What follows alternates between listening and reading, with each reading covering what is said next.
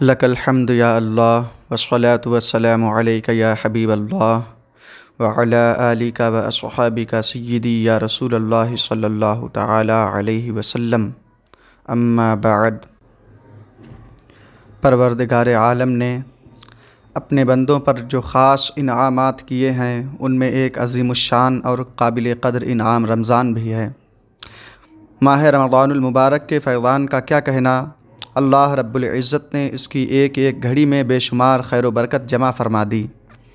عرش اٹھانے والے فرشتے روزہ داروں کی دعا پر آمین کہتے ہیں، اور ایک حدیث پاک میں آیا ہے کہ رمضان کے روزہ داروں کے لیے دریا کی مچھلیاں افطار تک دعائے مغفرت کرتی رہتی ہیں۔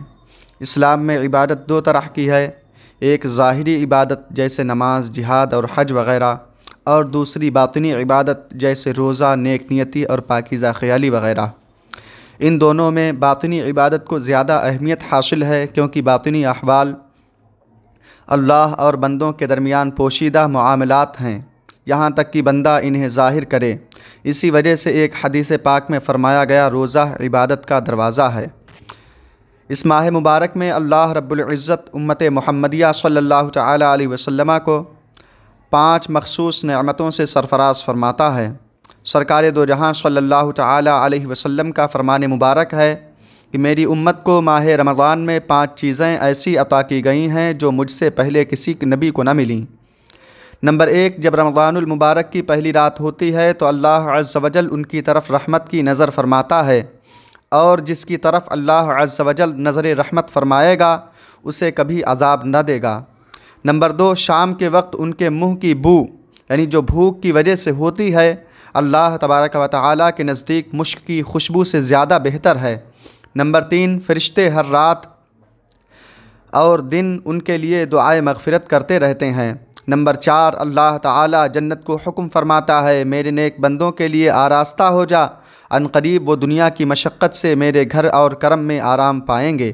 نمبر 5، جب ماہ رمضان کی آخری رات آتی ہے تو اللہ عز و جل سب کی مغفرت فرما دیتا ہے۔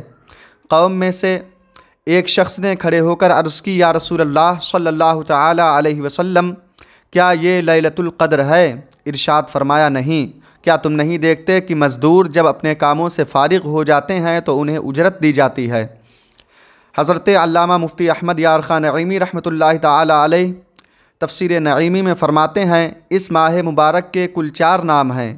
نمبر 1 ماہ رمضان، نمبر 2 ماہ صبر، نمبر 3 ماہ مواسات، نمبر 4 ماہ وسعت رزق۔ مزید فرماتے ہیں، روزہ صبر ہے جس کی جزا رب عز و جل ہے، اور وہ اسی مہینے میں رکھا جاتا ہے، اسی لیے اسے ماہ صبر کہتے ہیں۔ مواسات کے معنی بھلائی کرنا ہے، چونکہ اس مہینے میں سارے مسلمانوں سے اور خاص طور سے اہل قرابت سے بھلائی کرنا زیادہ ثواب کا باعث ہے، اسی لیے اسے ماہ مواسات کہتے ہیں۔ اس ماہ میں رزق کی فراوانی ہوتی ہے، اس مہینے میں غریب بھی وہ نعمتیں بکثرت کھا لیتے ہیں جو دوسرے مہینوں میں نہیں کھا پاتے، اس لیے اس کا نام ماہ وسعت رزق ہے۔ رحمت و برکت کے اس مقدس مہینے میں اپنے اہل و عیال پر خوب فراخ دلی سے خرچ کرنا چاہیے۔ حدیث شریف میں ہے کہ ماہ رمضان میں گھر والوں پر فراخ دلی سے خرچ کرو۔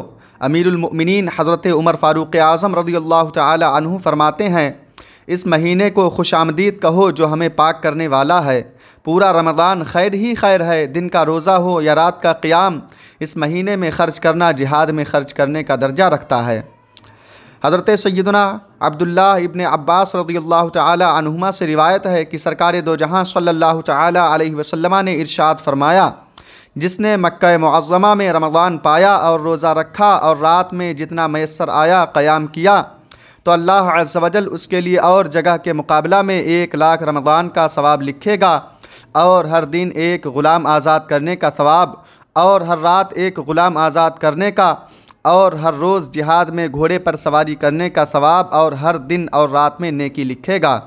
رمضان المبارک کے مہینے کی عظمت بیان کرتے ہوئے یہ بھی فرمایا گیا، اذا دخل رمضان فتحت ابواب السماء وغلقت ابواب جہنم وسلسلت الشیاطین۔